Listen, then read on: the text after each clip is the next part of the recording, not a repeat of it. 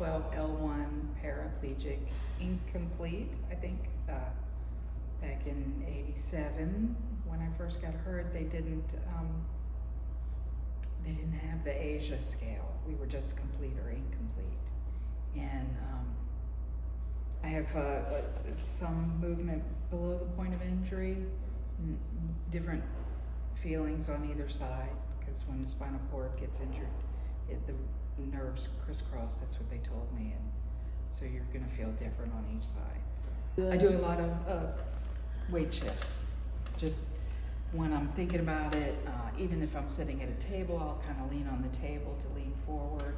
I know some people do wheelies, but I've fallen too many times, and it's like, no, I'm old now. But it does help keep you a little bit fit when you do your weight shifts. Mostly it's because I've built up a sitting tolerance, over the years. You can have more time in the chair. You don't have to do your pressure lifts as often as when you're first hurt. They like you to do a minute. It's hard to hold yourself up for a minute, so I do like push-ups. It's more of a. I had seat mapping, where they go in and they map your sitting and where the pressure is, and usually that'll give you a good idea if you need a gel cushion versus an air cushion. I was more active, so I have the J2 cushion. A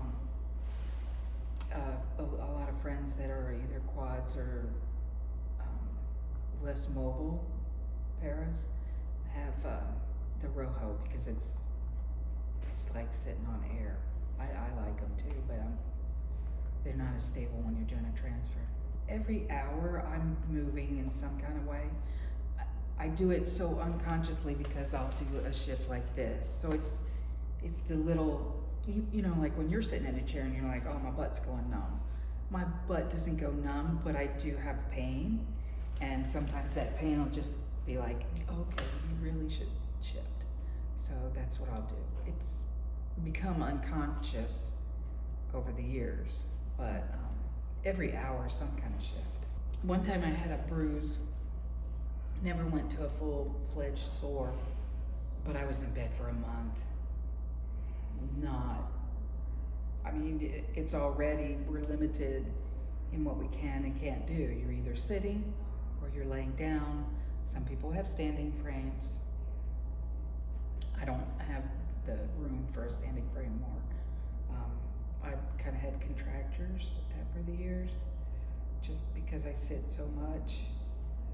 And any amount of stretching, if you're not standing, you're going to have some kind of, not full flexion. But I just didn't want to be in bed that long. You just don't want to be. And then if you get any kind of open sore, then rehabs won't take you. You're in a hospital, you're in a nursing home, sometimes trying to get that healed, and it may turn into flap surgery, which is like automatic 3 weeks in bed in one of those sand beds, or on your stomach, which is not an option really for me. So, and there's also infections that can happen once it's broken through the skin. But it was always more important to me to take a break in the afternoon if I needed to, instead of sitting through it. Even my kids, when they were growing up, they knew, hey, it's time, mommy's gotta lay down for a bit, we'll play in the room beside the bed, because I had both my children after the accident too. So I get a lot of neuropathy, the nerve pain, central nerve pain, whatever you want to call it. But about every 2 hours, it starts to throb, and like, hey, wake up. Over the years, I've taken every kind of medication you could think of to try to help with that pain. None of them worked. The side effects were always way worse than any help that it might have given me any relief. From swelling to constipation to just being really bad for your body.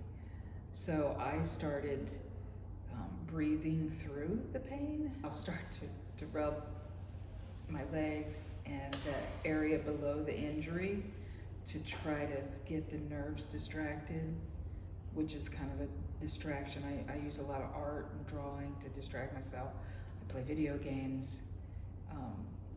When I'm with the kids, I do feel it, but it's never on the top of the head. It's at nighttime, it'll wake you up out of a dead sleep. And then I'll turn over. If I need to cath, I'll cath.